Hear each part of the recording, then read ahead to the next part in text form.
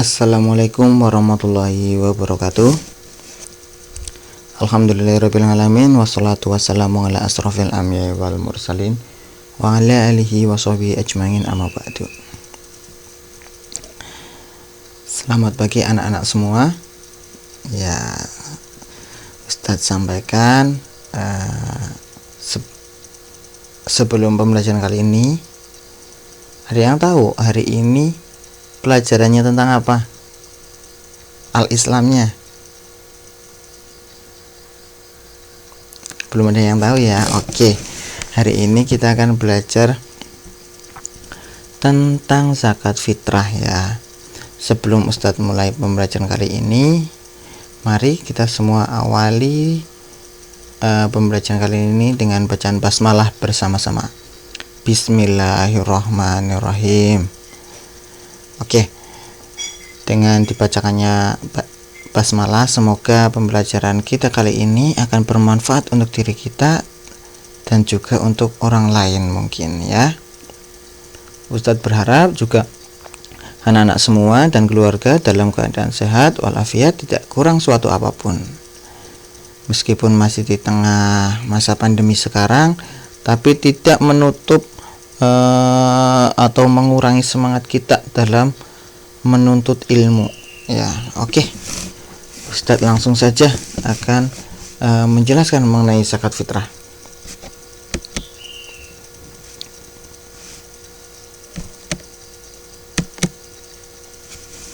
Bentar ya. Ada yang tahu apa itu zakat fitrah?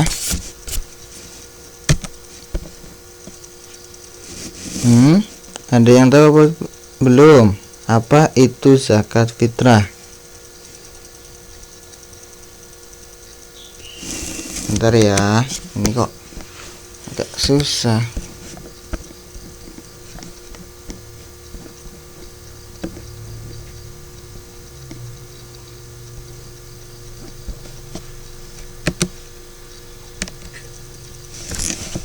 Bentar anak-anak, ini kok kebiasaan ini, susah. Oke, itu muncul ya, zakat fitrah. Ada yang tahu zakat fitrah itu apa? Zakat fitrah, ada yang mengatakan zakat pas hari lebaran itu bayar zakat fitrah yang pakai beras. Oke, ada lagi?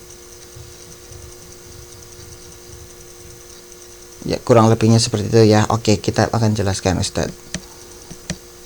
Oke, apa itu zakat fitrah sih? Zakat fitrah disebut juga dengan zakat jiwa. Zakat fitrah adalah zakat yang waktu pelaksanaannya berkaitan erat dengan hari raya Idul Fitri. Setiap muslim, baik orang tua, anak-anak, wajib membayar zakat fitrah. Dan seorang bayi yang baru lahir pun wajib menunaikan zakat fitrah, tetapi dibayarkan oleh orang tuanya.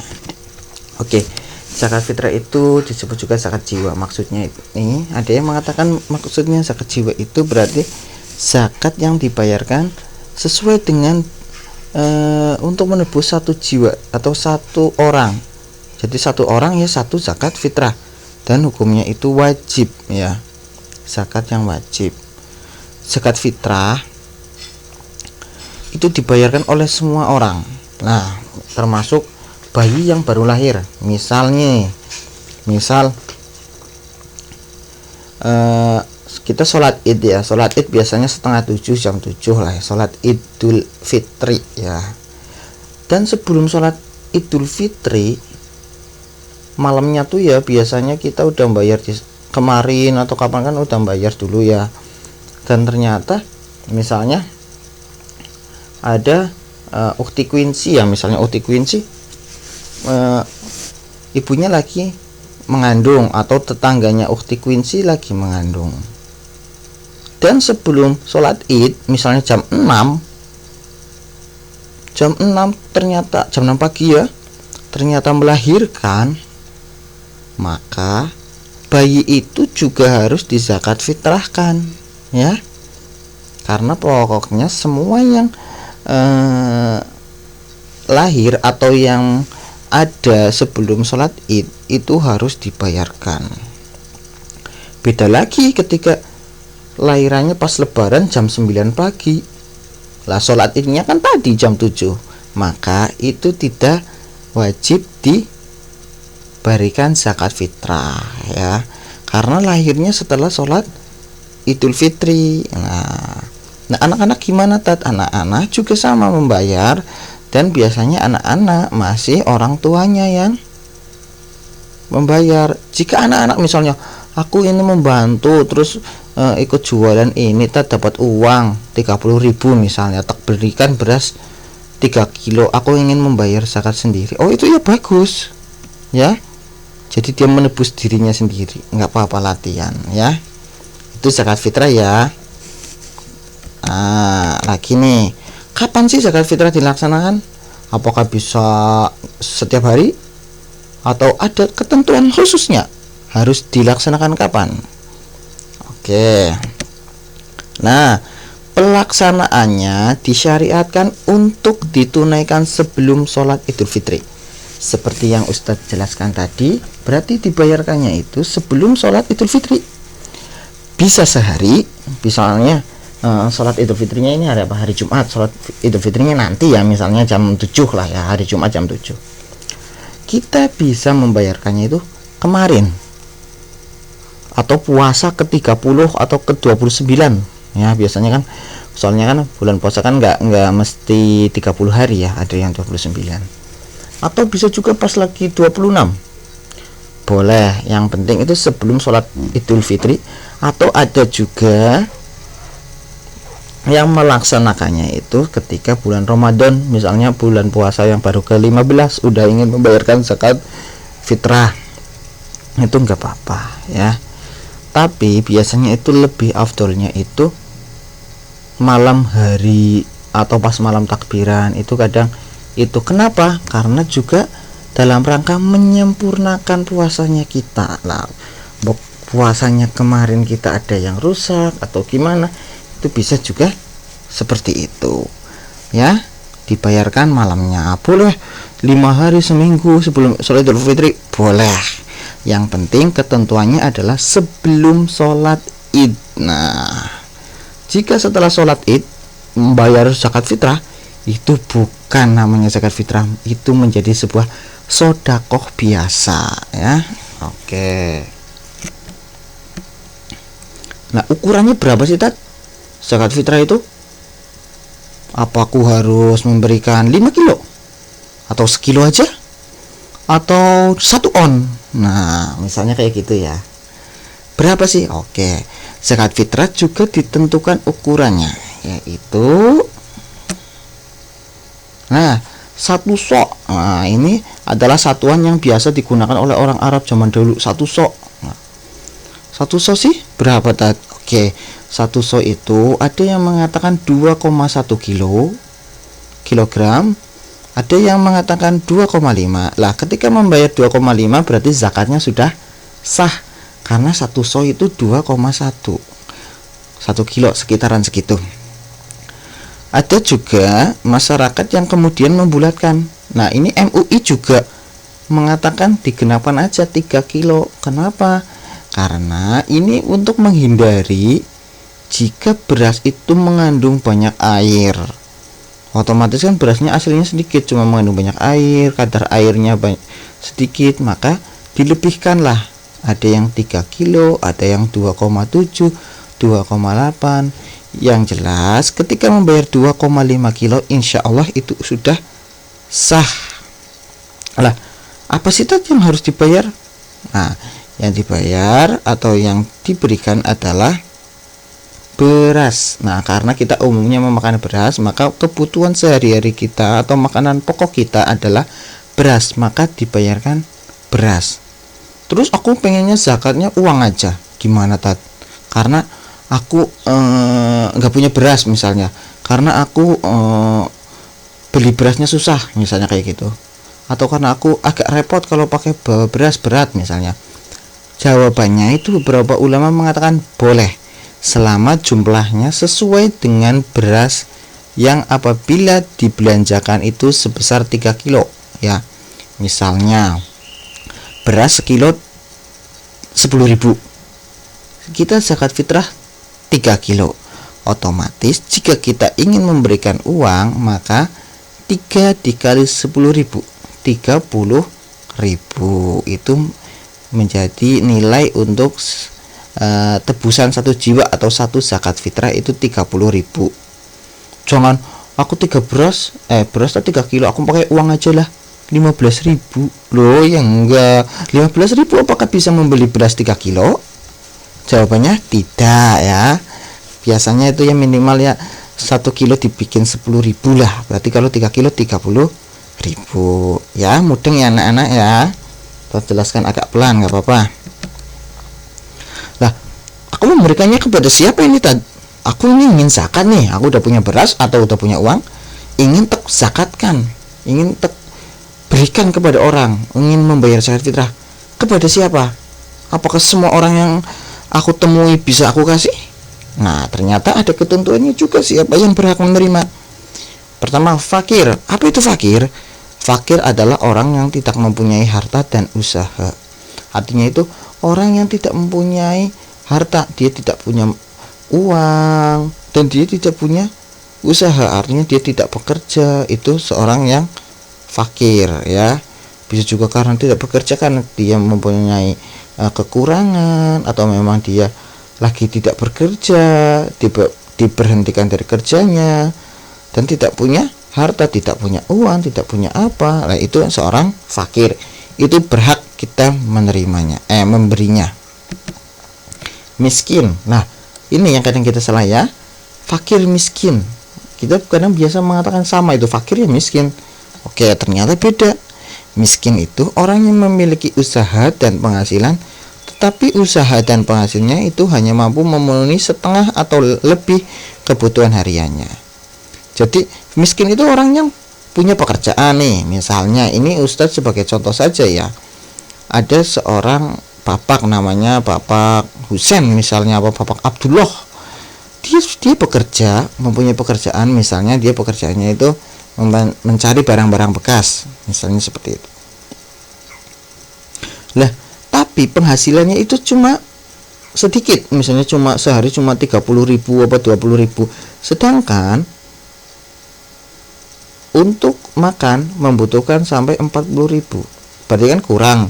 Atau sekalipun dia lebih, dia cuma mendapat uang 50.000, cuma lebih 10.000. Itu berarti dia disebut apa? Fakir apa miskin? Miskin ya, karena dia mempunyai pekerjaan. Kalau fakir dia tidak mempunyai pekerjaan ya, atau dia tidak mempunyai usaha, tidak punya sesuatu yang dapat menghasilkan uang, itu namanya fakir. Kalau yang miskin itu dia bisa bekerja, dia punya usaha, tapi usahanya itu tidak mencukupi kebutuhannya, itu miskin.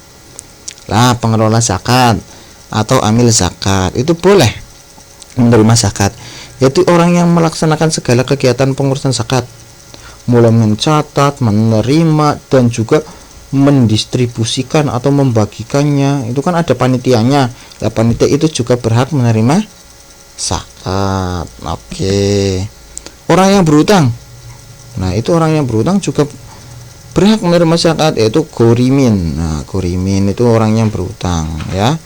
Jadi misalnya kalian mempunyai tetangga, oh dia tahu dia punya banyak utang, oh makanya berikan. Itu orang yang memang berhak menerima zakat fitrah. Nah, orang yang baru masuk Islam, mu'alaf, misalnya nih ada teman kita, alhamdulillah baru masuk Islam. Meskipun dia orang kaya atau orang yang mampu, itu boleh diberikan zakat fitrah kepadanya. Itu sebagai tanda kasih sayang kita kepada, atau tanda syukur kita kepada orang yang baru memeluk Islam.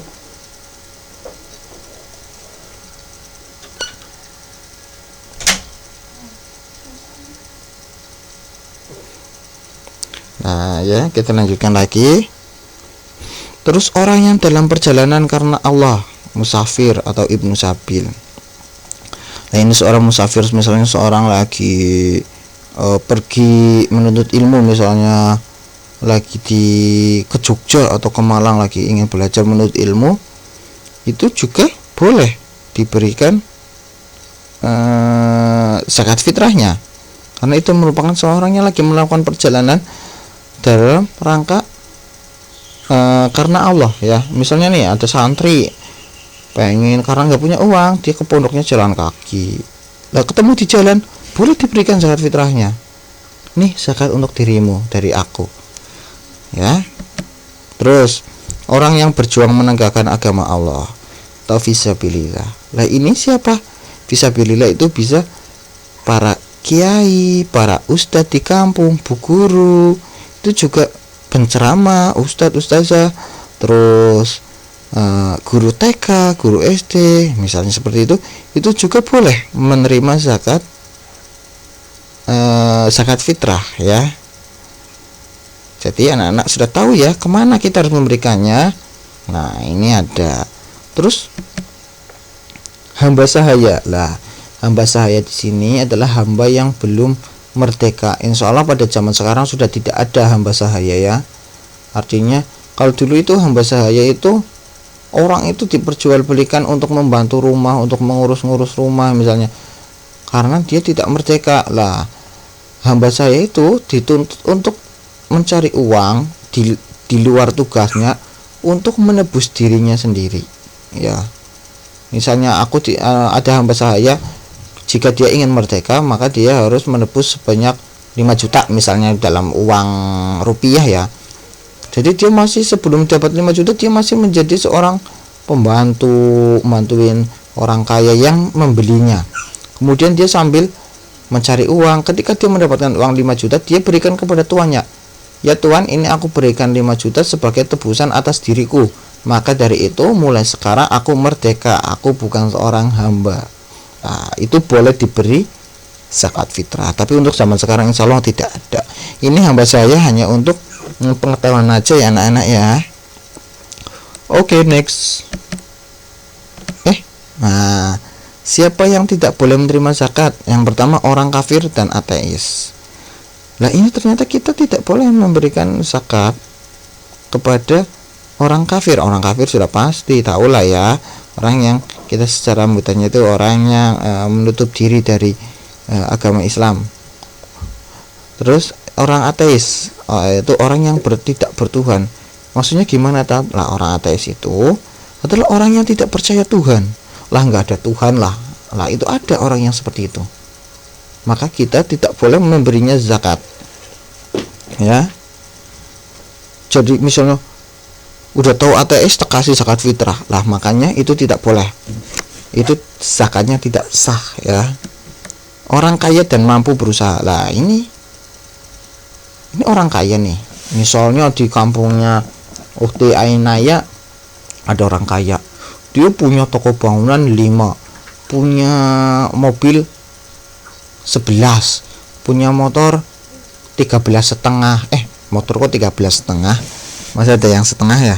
Punya motor 13, intinya kaya lah gitu ya. Udi Ainaya ngasih fitrah ke orang itu. Lah itu tidak boleh karena dia orang kaya. Dia juga punya usaha, tadi toko bangunannya 5, hotelnya berapa, itu nggak boleh dikasih ya, karena masih ada orang-orang yang lebih membutuhkan ya. Jadi orang kaya tidak boleh menerima zakat. Orang yang menjadi tanggungan para wajib zakat. Nah ini maksudnya adalah orang-orang yang menjadi tanggungan para wajib zakat.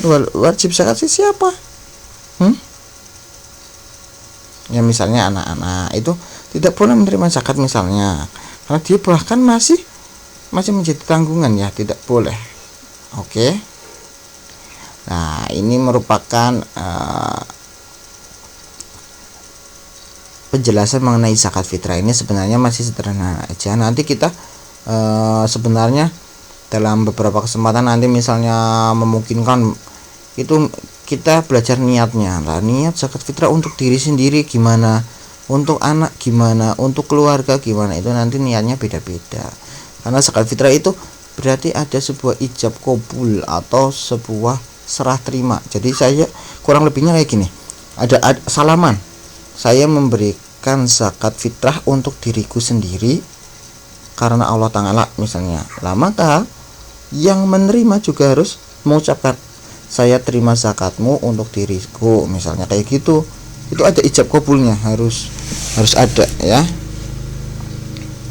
Misalnya pun kita tidak bisa, maka sudah terwakili dengan kita memasrahkan kepada amil zakat, udah ini aku kasih zakat fitrah untuk keluargaku, itu udah cukup. Ini zakat fitrah untuk aku, udah cukup. Kemudian diterima. Oke, udah ya. Dan hari ini hari Jumat, Al-Islam tidak ada tugas. Alhamdulillah ya, karena Ustadz ini masih ngorangi akhlak sama murid. Waduh pusing ini, ada beberapa murid juga yang belum Ustadz buka. Nggak apa-apa ya, hari ini Al-Islam tidak ada tugas. Silakan untuk akhir, nanti ketika sholat Jumat jangan lupa gunakan masker, bawa sajadah sendiri, jaga jarak, cuci tangan, dan jangan lupa minta uang kepada orang tua 1.000, 2.000, 5.000, 10.000 atau berapapun untuk mengisi kotak amal. Dan untuk ukhtinya silakan sholat zuhur di rumah berjamaah boleh dengan ibundanya, dan juga bersih-bersih yang lainnya. Untuk akhi dan ukhti silakan boleh potong kuku. Ayo, hari ini kan hari Jumat, potong kuku, bersih-bersih dan sebagainya ya. Ustadz cukupkan. Semoga apa yang Ustadz sampaikan tentang zakat fitrah ada sedikit gambaran. Ustadz nggak menuntut kalian paham ini, nanti kalian udah bisa paham sendiri, tapi minimal kalian mengetahui, oh iya zakat fitrah itu kayak gini, oh iya ya. Terima kasih Ustadz sampaikan. Apabila ada kekurangan Ustadz mohon maaf. Wassalamualaikum warahmatullahi wabarakatuh.